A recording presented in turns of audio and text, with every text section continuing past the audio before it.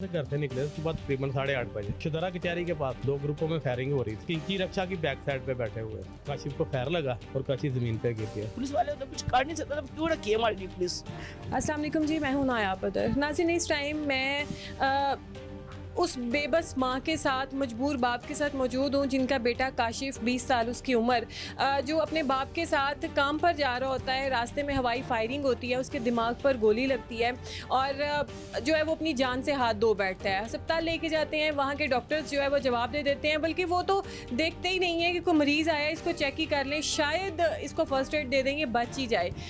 माँ बाप का वो इकलौता बेटा था, 3 बहनों का इकलौता भाई था।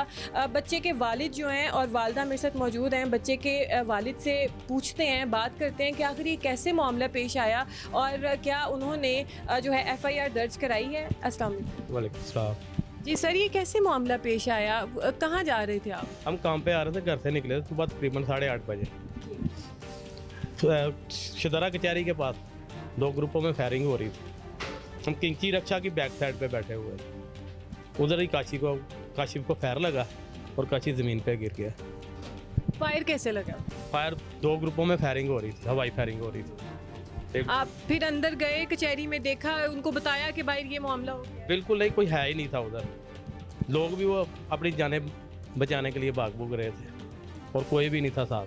तो जिस तरह हवाई फायरिंग हुई है, क्या उनमें से नहीं कोई मरा कि सिर्फ काशिफ को ही गोली लगी? काशिफ से पहले एक और बंदे को गोली लगी थी, 3 जख्मी भी थे उधर, वो मामूली जख्मी थे, लेकिन एक बंदा जो 2 ग्रुपों में से एक बंदा फायर हुआ उनका। अच्छा, आप बच्चे को फिर हॉस्पिटल लेके गए या मौके पे ही उसका दम उसने दे दिया? लेके गया मैं, हॉस्पिटल लाया। उसके बाद ब्लीडिंग का तो आपको बताया काफ़ी ज़्यादा हो चुकी हुई।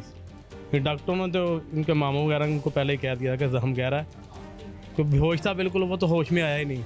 2 दिन वेंटिलेटर पे रहा है, डेथ हो गई उसकी। अच्छा, म्यू हॉस्पिटल वाले डॉक्टरों ने बेगोरी की थी, उनकी एम्बुलेंसेज में कोई फर्स्ट एड नहीं थी? नहीं, ये 112 वाले थे। इशदरा के पास ही 112 वाले हैं, उनका दफ्तर है, बिल्कुल नज़दीक है। वो भी गाड़ी 15 मिनट बाद आती है। उसके बाद ना ही ऑक्सीजन है, ना ही कोई इस तरह की कोई चीज़ है कि उसे फर्स्ट एड दी जा चुके। बिल्कुल नहीं थी, कुछ भी नहीं थी उनके पास। तो बच्चे ने बिल्कुल आपको कुछ कहा कि बिल्कुल चुप हो गया? जब उसे फायर लगा उसकी आवाज़ ही नहीं निकली, उसी टाइम वो बेहोश हो गया।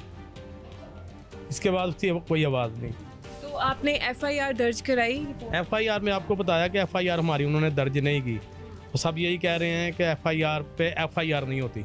आपकी दरख्वास्त हमने ले ली है, आपका यही रहेगा कि आप मुद्दईयों में इनके आपका कत्ल हुआ है, आप भी उन्हीं में शामिल हो, ये कहा उन्होंने हमें। यही तसल्ली दी है। तो इसके अलावा आप इधर जो आपके MP MNA जो भी हैं इलाके के, उनके पास गए हो, मदद की अपील की हो आप? ये मेरे मोहल्लेदार हैं सारे, और भी मिलने तकरीबन 3 4 5 बंदे जा चुके हैं। उनके सेक्रेटरी को बताया, खुद तो वो मिलते ही नहीं है, लेकिन किसी ने किसके पास गए हैं? यहाँ ये किसका इलाका है? ये बिलाल यासीन, ये और ये नेशनल असेंबली का, ये नवाज शरीफ हम इधर से जीते हुए, ये उनका हल्का है नवाज शरीफ का और बिलाल यासीन का। वोट भी आपने इन्हीं को ही दिया? इन्हीं को दिए। तो वही जिनको वोट दिया है वही मदद के लिए नहीं आए?